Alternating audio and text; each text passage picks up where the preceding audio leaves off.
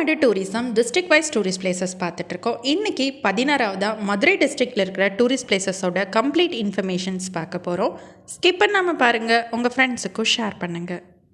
2500 ஆண்டுகள் பழமையான நகரம் மதுரை. தமிழ்நாட்டில் சென்னை, கோயம்புத்தூருக்கு அடுத்தது 3வது பெரிய நகரம் மதுரை. வைகை ஆற்றங்கரையில் அமைஞ்சிருக்கிற அழகான மதுரையில் இருக்கிற டூரிஸ்ட் பிளேசஸை தான் நம்ம இப்போ பார்க்க போகிறோம். மதுரை மீனாட்சி சுந்தரேஸ்வரர் கோவில் நகரோட மையத்தில் இந்த கோவில் அமைஞ்சிருக்கு. இந்த கோவிலோட மூலவர் சுந்தரேஸ்வரர், அம்பிகை மீனாட்சி அம்மன். இந்த கோவிலில் முதல் பூஜை அம்பிகை மீனாட்சி அம்மனுக்கு தான் பண்ணப்படுது. சிதம்பரம், காசி, திருக்காலகத்தி வரிசையில் முக்கியமான 4வது தலமாக இந்த கோவில் அமைஞ்சிருக்கு. இந்த நகரம் புராண காலத்தில் திருவாலவாய் அப்படின்னு சொல்லப்பட்டிருக்கு. சிவபெருமானுடைய முக்தி தலங்களில் ஒன்றாகவும் இந்த கோவில் நம்பப்படுது. இந்த கோவிலில் சிவன் முக்திபுரம் அப்படின்னு சொல்லப்படுது.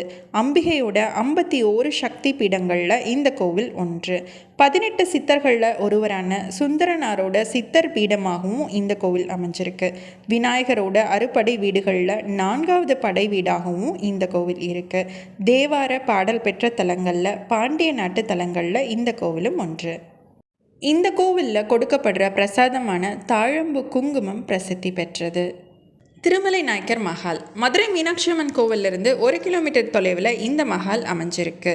இந்த மஹாலை மன்னர் திருமலை நாயக்கர் அவர்கள் 17ஆம் நூற்றாண்டில் கட்டியிருக்காரு. இன்றைக்கி இருக்கிற இந்த கட்டிடம் தான் ராஜா வாழ்ந்த பிரதான அரண்மனையாக இருந்திருக்கு. ஆனால் இப்போ இருக்கிற கட்டிடத்தை விட 4 மடங்கு பெரியது நிஜ அரண்மனை. இப்போ 4ல் ஒரு பகுதி மட்டும்தான் இருக்குது. இந்த அரண்மனை அதோட பெரிய தூண்களுக்கு புகழ் பெற்றது. தூணோட உயரம் 82 அடி, அகலம் 19 அடி. இந்த அரண்மனை 2 பெரிய பாகங்களாக பிரிக்கப்பட்டிருக்கு. ஒன்று ஸ்வர்க விலாசம், மற்றொன்று ரங்க விலாசம். இந்த அரண்மனை முழுவதுமே சுண்ணாம்பு மற்றும் முட்டையோட வெள்ளை கலந்த கலவையால் கட்டப்பட்டிருக்கு. சுதந்திரத்துக்கு பின்னாடி திருமலை நாயக்கரோட அரண்மனை நினைவு சின்னமாக அறிவிக்கப்பட்டிருக்கு. தமிழ்நாடு தொல்பொருள் துறையின் கீழே இந்த அரண்மனை இப்போ இருக்குது. காலை 9 மணிலேருந்து மாலை 5 மணி வரை அரண்மனை திறந்திருக்கும். நுழைவுக்கான கட்டணம் 10 ரூபாய். தினமும் இந்த அரண்மனையில் ஒளியும் நிகழ்ச்சி நடக்குது. அதாவது திருமலை நாயக்கரோட பெருமைகளை சொல்கிறாங்க. மாலை 6:45 7:35 மணி வரை ஆங்கிலத்திலும், இரவு 8 மணிலிருந்து 8:50 மணி வரை தமிழிலும் இந்த நிகழ்ச்சி தினமுமே நடைபெறுது.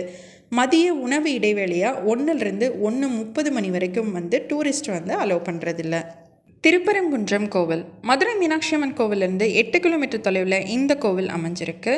முருகரோட அறுபடை வீடுகளில் முதல் படை வீடான திருப்பரங்குன்றத்தில் அமைஞ்சிருக்கிற இந்த கோவில் குடைவரை கோவில். இந்த கோவிலோட பெருமைகளை சங்க நூல்களில் நம்மளால் பார்க்க முடியுது. பரிபாடல், திருமுருகாற்றுப்படை, அகநானூறு, கலித்தொகை, மதுரை காஞ்சி, இந்த இலக்கியங்களில் இந்த கோவிலை பற்றி பாடியிருக்காங்க. சைவ சமய குறவர்களான சம்பந்தர், சுந்தரர், மாணிக்கவாசகர் ஆகியோர்களும் இந்த கோவிலில் பாடியிருக்காங்க. இந்த கோவில் தோற்றத்தில் ரொம்ப அழகாக இருக்குது. இந்த கோவிலோட வெளியில் சமணர்களோட கட்படுக்கையை பார்க்க முடியுது. இந்த கோவில்கள் இருக்கிற வெளிப்புற கோபுரங்கள் நாயக்க மன்னர்கள் காலத்தில் கட்டப்பட்டிருக்கு. மகாத்மா காந்தி மியூசியம். மதுரை மீனாட்சி அம்மன் கோவிலிருந்து 4 கிலோமீட்டர் தொலைவில் அமைஞ்சிருக்கு.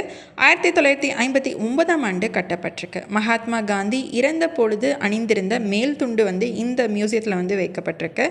மகாத்மா காந்தி இந்தியா முழுவதும் சுற்றுப்பயணம் செய்த பொழுது தமிழ்நாட்டுக்கு 20 முறை வந்திருக்காரு. அதில் 5 முறை மதுரைக்கு வந்திருக்காரு.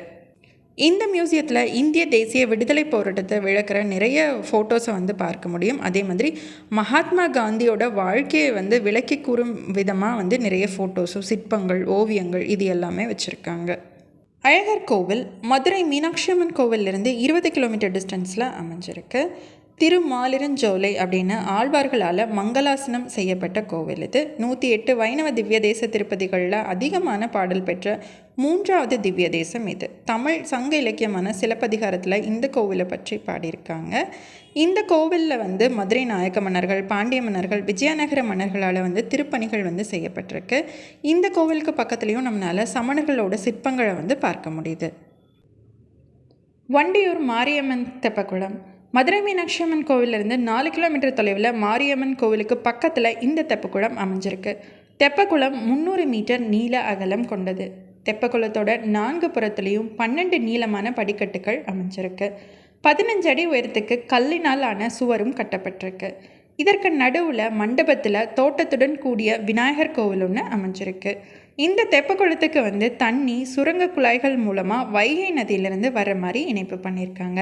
தமிழ்நாட்டில் இருக்கிற மிகப்பெரிய தெப்பக்குளம் இது. திருமலை நாயக்கர் அரண்மனை கட்டுறதுக்காக மணலை இந்த இடத்துல தோண்டியிருக்காரு. அந்த இடத்த தோண்டின இடம் குழியாக இருந்ததுனால அதை சீரமைக்க எண்ணிய மன்னர் சதுர வடிவில் வெட்டி 1645 இதை தெப்பக்குளமாக மாற்றி நடுவில் ஒரு மண்டபத்தையும் கட்டியிருக்காரு. இந்த தெப்பத்தை தோண்டும் போது கண்டெடுக்கப்பட்ட பிள்ளையார் முக்குருணி பிள்ளையார்.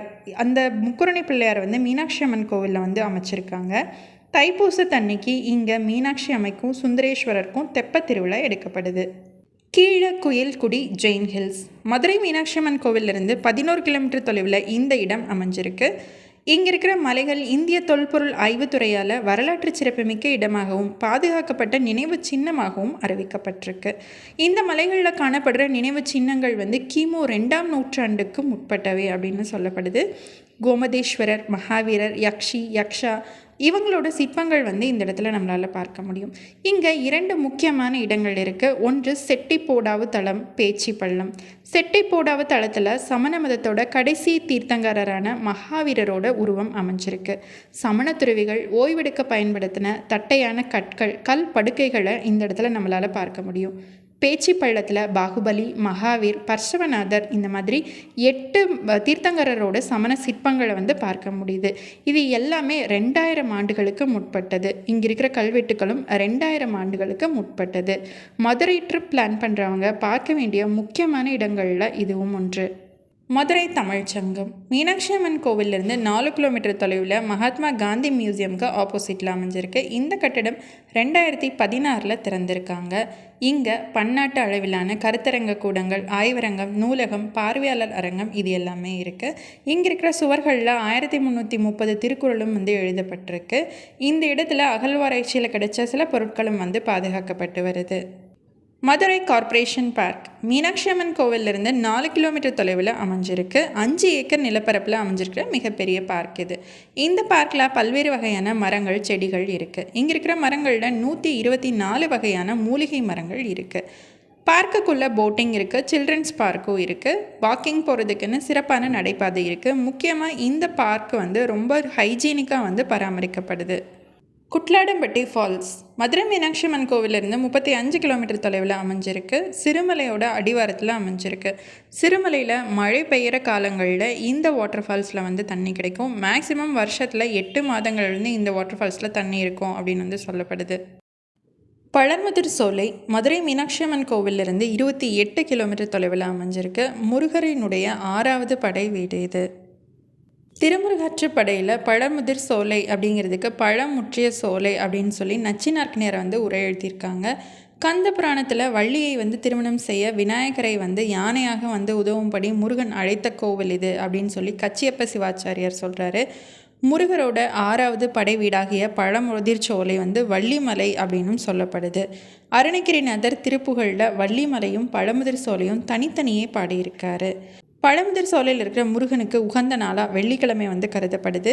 அன்னைக்கு முருகனுக்கு தேனும் தினைமாவும் நைவேத்தியமாக படைக்கப்படுது. அழகர் மலையோட உச்சியில் பழமுதிர் சோலை அமைஞ்சிருக்கு. அழகர் மலையிலிருந்து பழமுதிர் சோலை போகிறதுக்கு வாகனங்கள் இயக்கப்படுது.